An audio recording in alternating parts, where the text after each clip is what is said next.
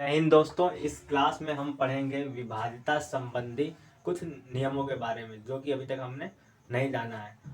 पुरानी क्लासों में हमने 2 से 19 तक के डिविजिबिलिटी रूल्स को पढ़ लिया है, तो इस क्लास में हम कुछ शानदार फैक्ट्स के बारे में पढ़ेंगे डिविजिबिलिटी से रिलेटेड। तो आइए शुरू करते हैं। सबसे पहले, अगर 3 अंकों की कोई भी संख्या रिपीट करके लिख दी जाती है तो यह 7, 11 और 13 तीनों से विभाजित हो जाती है। कोई भी संख्या अगर आपको दिखे जो रिपीट करके लिखी गई हो 3 अंकों की, तो वह 7, 11 और 13 से विभाजित हो जाती है। विभाजित करके देखते हैं। देखिए, तो ये 76648 टाइम्स में डिवाइड हो जाएगी। अब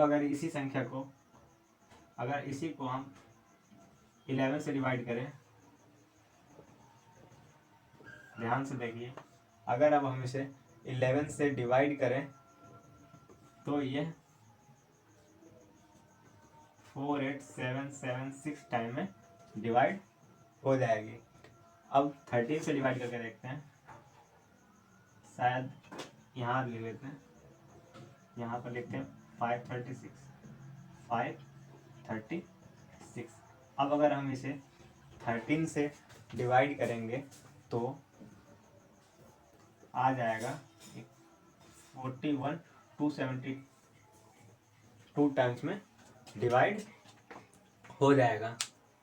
एक और चीज़ जान लेते हैं, जैसे कि अगर 100 में हम 3 अंकों की किसी भी संख्या का गुणा करते हैं, 3 अंकों की किसी भी संख्या का मल्टीप्लाई करते हैं। मैं यहाँ पे इरेज कर देता हूँ।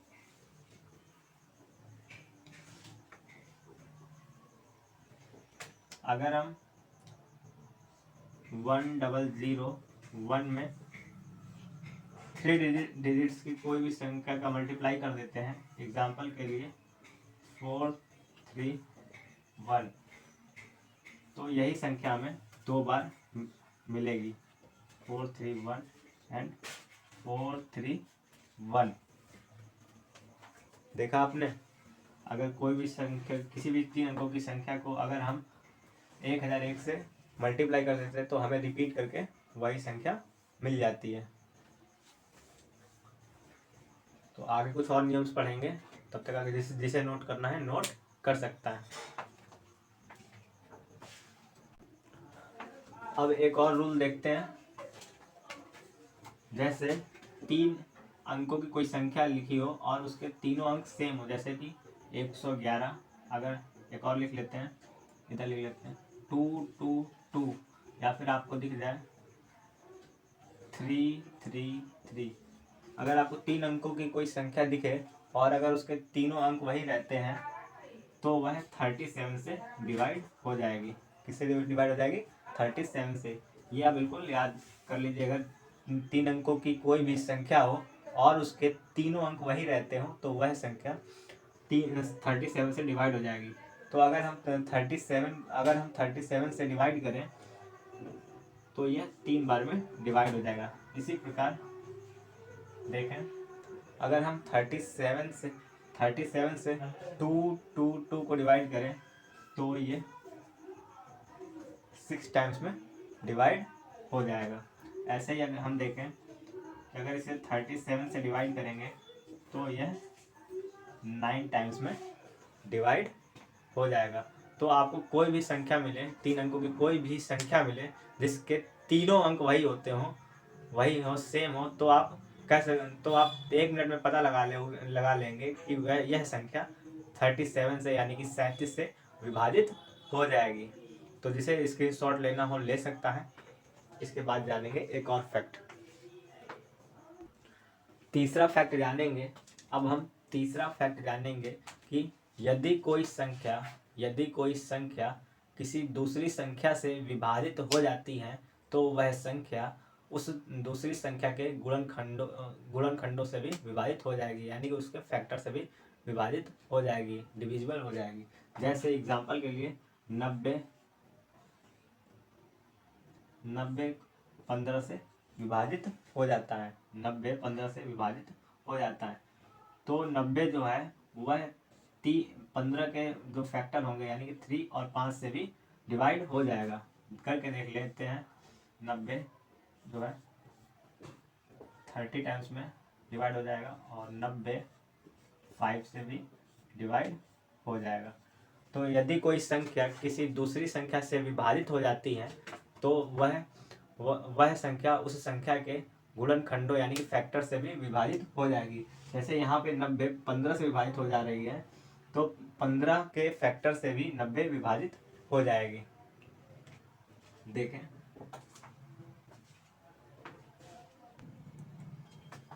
एक और रूल जानेंगे कि यदि कोई संख्या दो संख्याओं को विभाजित कर देती है तो वह उनके योग को भी विभाजित कर देगी। जैसे कि हमारे पास संख्या है 35 यानी कि 35 और 45 और ये दोनों 5 से विभाजित हो जाती हैं। देख लीजिए, ये दोनों 5 से विभाजित हो जाती हैं तो यह दोनों संख्याओं का योग भी 5 से विभाजित हो जाएगा। अगर इन दोनों का योग करेंगे, हम एडिशन करेंगे तो ये हो जाएगा 80 और ये भी, इन दोनों का योग भी 5 से विभाजित हो जाएगा। तो अगर दो संख्याएं किसी संख्या से विभाजित हो जाती हैं तो उन दो संख्याओं का योग भी उस संख्या से विभाजित हो जाएगा। इसी प्रकार अगर दो संख्याएं किसी एक ही संख्या से विभाजित हो जाती हैं तो इन दोनों का अंतर भी उस संख्या से विभाजित हो जाएगा। जैसे हमारे पास दो संख्याएं हैं 126 और ये 45। अब ये दोनों संख्याएं जो हैं 3 से विभाजित हो जा रही हैं। देखें, और यहाँ पे अब ये दोनों संख्याएं हैं यानी कि 126 और 45 3 से विभाजित हो जा रही हैं, अतः इनका अंतर भी 3 से विभाजित हो जाएगा। इससे पहले मैंने बताया था कि अगर दो संख्याएं अलग अलग विभाजित किसी संख्या से अलग अलग विभाजित हो जाती हैं तो उनका योग भी उस संख्या से विभाजित हो जाता है और यदि कोई दो संख्याएं किसी संख्या से अलग अलग विभाजित हो जाती हैं तो उनका अंतर भी उस संख्या से विभाजित हो जाता है।